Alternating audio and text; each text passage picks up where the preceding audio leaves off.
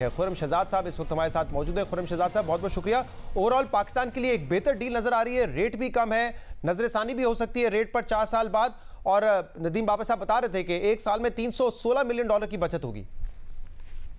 जी बिल्कुल, देखें Shahzad, deal definitely बहुत अच्छी है और बचत डेफिनेटली है और लॉन्ग टर्म मुआहदा है, 10 साल का है। और जो एग्जिस्टिंग कुछ मुआहदे थे जो कि मैच्योर हुए उसके बाद इसको जो है किया गया है।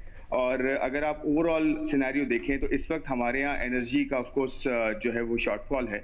गैस का शॉर्टफॉल हमेशा रहा है हमारे यहाँ 2 से 4 billion cubic feet per day, और अब जो है वो आहिस्ता आहिस्ता एलएनजी की वजह से जो है वो पूरा हो रहा है। तो ये एक अच्छी चीज़ है, अच्छी डेवलपमेंट है।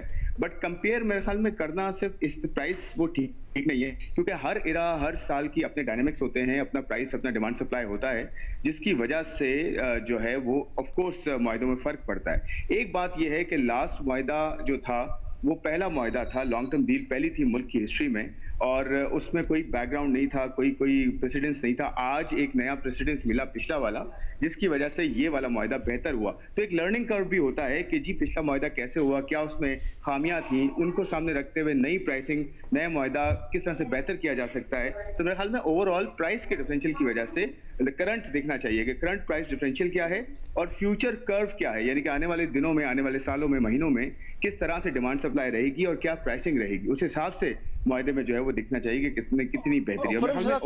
एक जो तनकीद नून लीग के मुआहदों के हवाले से हो रही थी वो ये थी कि 10 साल तक रीनेगोशिएबल नहीं थी प्राइस, लेकिन यहां पर आज नदीम बाबा साहब ने बताया कि 10 साल का मुआहदा है लेकिन 4 साल के बाद रीनेगोशिएट कर सकते हैं प्राइस को। जी बिल्कुल, देखिए ये अच्छी बात है कि जो है मुआहदा रीनेगोशिएट किया जा सकता है, क्योंकि होता ये है कि जिस तरह से सिचुएशन अनसर्टेन होती जाती है, आगे जाते हुए हो सकता है सप्लाई ग्लट आ जाए, या फिर हो सकता है कि प्राइसेस इतनी नीचे चली जाएं कि एक और जो नेक्स्ट मुआहदा हो वो इससे भी बेहतर हो जाए। ये हो सकता है बिल्कुल डेफिनेटली। और इसमें अच्छी बात यह कि फ्लेक्सिबिलिटी जितनी ज्यादा कॉन्ट्रैक्ट में रखी जाती है वो बहुत इंपॉर्टेंट होती है, और मुल्क की बेहतरी जिसमें वो करना डेफिनेटली करना चाहिए, और वो हुआ भी है। देखिए मैं ये कहूंगा कि लास्ट वाला मुआहदा उस इरा के हिसाब से जो है वो बेस्ट कोशिश की गई।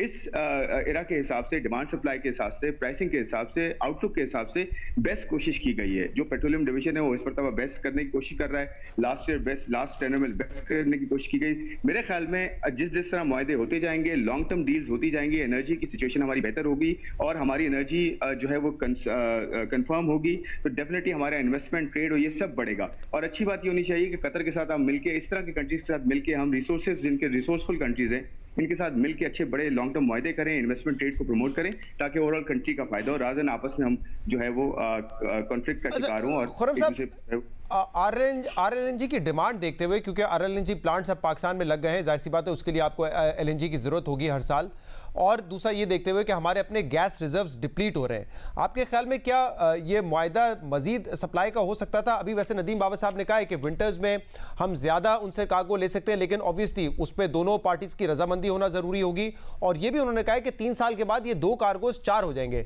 लेकिन इस वक्त जो डिमांड है और जो सप्लाई की सूरत हाल है उसमें आपके ख्याल में 2 कार्गोज की डील ठीक है या मजीद इस पे डिमांड है हमारे पास? देखिए शहजाद, आपको पता है कि 2 जो मुआहदे हमारे जो लास्ट वाले थे, ये जो लास्ट मुआहदा मैच्योर हुआ है दिसंबर में, फरवरी में, उसी को रिप्लेस किया गया है। तो ये एडिशनल तो नहीं है। तो इसमें एक और चीज ये हो देखनी चाहिए कि या टेक और पे है या टेक एंड पे है, यानी कि आइडल कैपेसिटी पे हमें पैसे देने पड़ेंगे।